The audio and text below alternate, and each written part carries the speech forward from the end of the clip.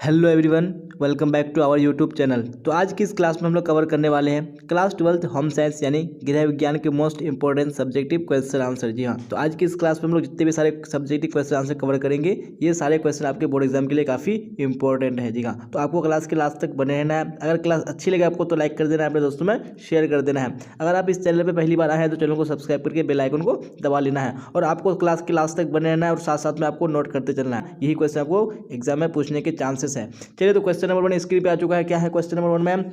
धब्बों के विभिन्न प्रकार क्या हैं अथवा धब्बे के प्रकार को परिभाषित कीजिए। जी हाँ, तो धब्बे के कितने प्रकार हैं और जो धब्बे के जो प्रकार है उनको परिभाषित करने के लिए बोला है। जी हाँ, तो यहाँ से आपके एग्जाम में बहुत सारे ऑब्जेक्टिव क्वेश्चन बनते हैं। जी हाँ, आपको कोई भी एग्जाम्पल दे देगा, आपको पूछेगा कि ये कौन से धब्बे के अंतर्गत आता है। जी हाँ, तो यहाँ पे आपका जो आज सारा ऑब्जेक्टिव है वो आज इसी क्वेश्चन के माध्यम से क्लियर हो जाएगा। चलिए, तो हम यहाँ पे आंसर देख लेते हैं। धब्बों के निम्नलिखित प्रकार है। जी हाँ, धब्बों के क्या है? निम्नलिखित प्रकार है। तो सबसे पहले क्या है? वानस्पतिक धब्बे। जी हाँ, तो वानस्पतिक धब्बे के अंतर्गत कौन कौन सा आता है यहाँ पे हम लोग देख लेते हैं। सामान्यतः चाय, कॉफ़ी, शाक सब्जी, दाल, मसालों, घास आदि के धब्बे को इस वर्ग में रखा जाता है। जी हाँ, तो वानस्पतिक धब्बे में किस धब्बे को रखा जाता है? तो यहाँ पे आप लोग यानी जो एग्जाम्पल दिया हुआ है आपको याद कर लेना। जी हाँ, क्योंकि आपको कोई सा भी एग्जाम्पल एग्जाम में पूछ देगा ऑब्जेक्टिव में और आपको पूछेगा कि ये कौन से धब्बे के अंतर्गत आता है, तो यहाँ पे आपको याद कर लेना है और एग्जाम में आपको सही से आंसर देने हैं। तो यहाँ पे चाय हो गया, कॉफ़ी हो गया, शाक हो गया, सब्जी, दाल,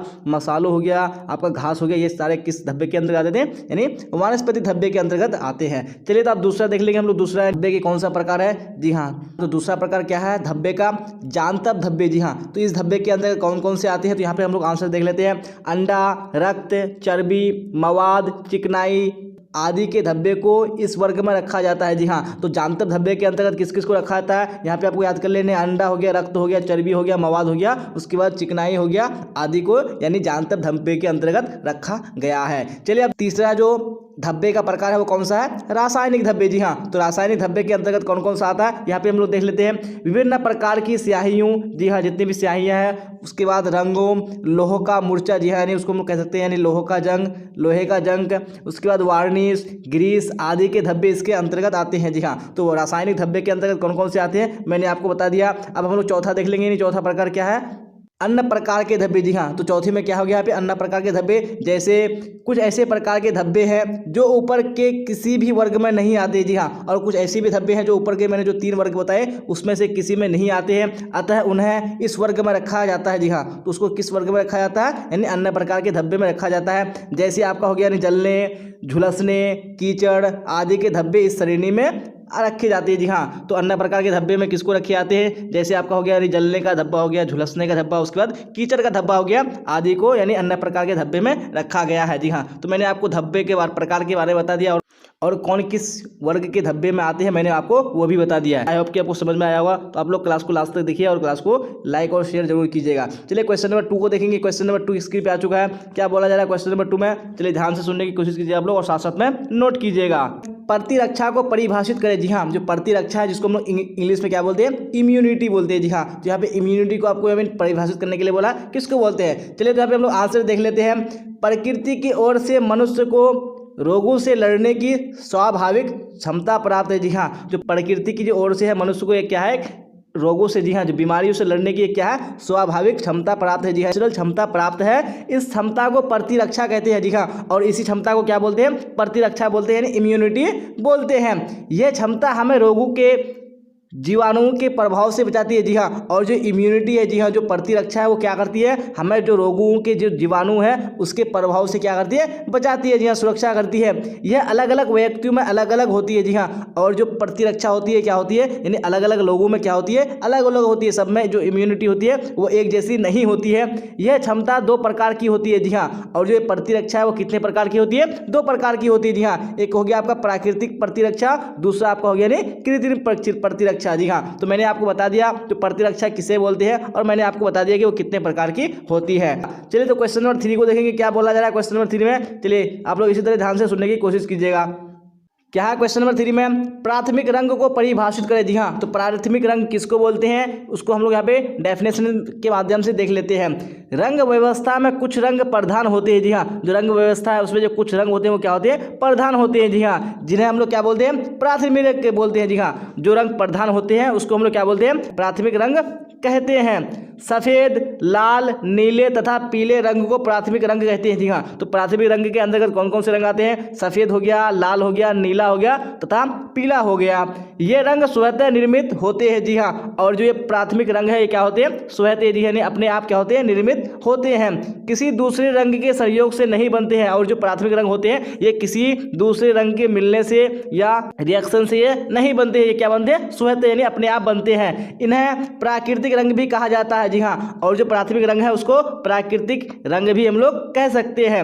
इन रंगों की सहायता से अनेक रंगों का निर्माण होता है। और जो प्राकृतिक रंग होते हैं उसकी सहायता से क्या होता है, यानी जो अनेक जो कई रंग है उसका निर्माण होता है। जैसे हम लोग यहाँ पे देख लेते हैं। जी हाँ, यानी नीला और पीला मिलकर कौन सा रंग बनता है, हरे रंग का निर्माण होता है। उसके बाद लाल और नीला मिलकर बैगनी रंग का निर्माण होता है और लाल और पीला मिलकर नारंगी रंग का निर्माण होता है। जी हाँ, तो मैंने आपको बता दिया जो प्राथमिक रंग क्या होता है और इसके मिलने से यानी कौन कौन से रंग बनते हैं। तो यहाँ पे आपको यानी याद रख लेना, क्योंकि आपको एग्जाम में ऑब्जेक्टिव में पूछ सकता है कि नीला और पीला रंग मिलने से कौन से रंग का निर्माण होता है। चलिए तो आप इसी तरह दूसरा क्वेश्चन देख लेंगे। क्वेश्चन नंबर 4 क्या है, क्वेश्चन नंबर 4 में ध्यान से सुनिएगा आप लोग, बेरोजगारी को परिभाषित करें। जी हाँ, तो बेरोजगारी क्या होती है, यहाँ पे आपको परिभाषा दे मांगा है, तो यहाँ पे हम लोग देख लेते हैं। बेरोजगारी श्रम बाजार की वह स्थिति है जिसमें श्रम शक्ति की आपूर्ति उपलब्ध नौकरियों की संख्या से अधिक होती है। जी हाँ, तो बेरोजगारी किसको बोलते हैं, जी हाँ, जिसमें क्या होती है, यानी जो उपलब्ध नौकरियां हैं उससे जो श्रम शक्ति होती है उसकी आपूर्ति क्या होती है,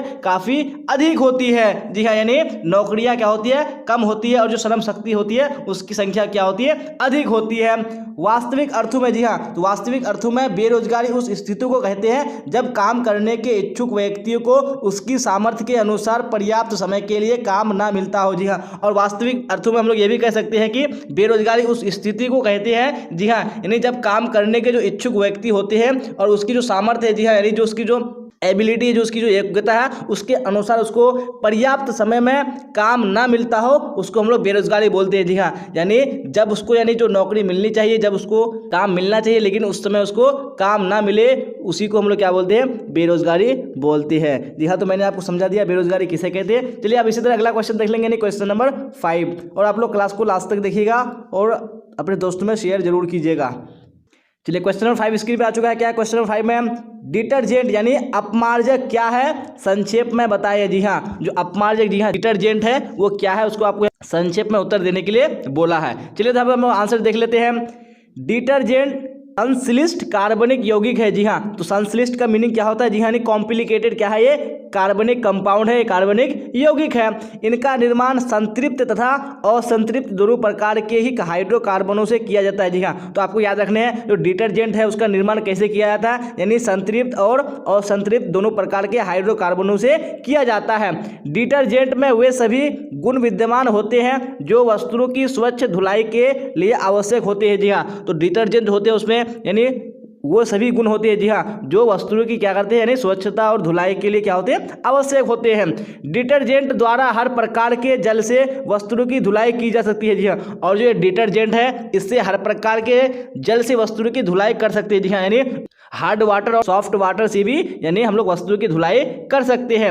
ये कठोर जल में भी अत्यधिक झाग उत्पन्न करते हैं। जी हाँ, और जो डिटर्जेंट होते हैं क्या करते हैं, जो कठोर जल होते हैं, जी हाँ, जो हार्ड वाटर होते हैं उसमें भी क्या करते हैं, अत्यधिक झाग को उत्पन्न करते हैं।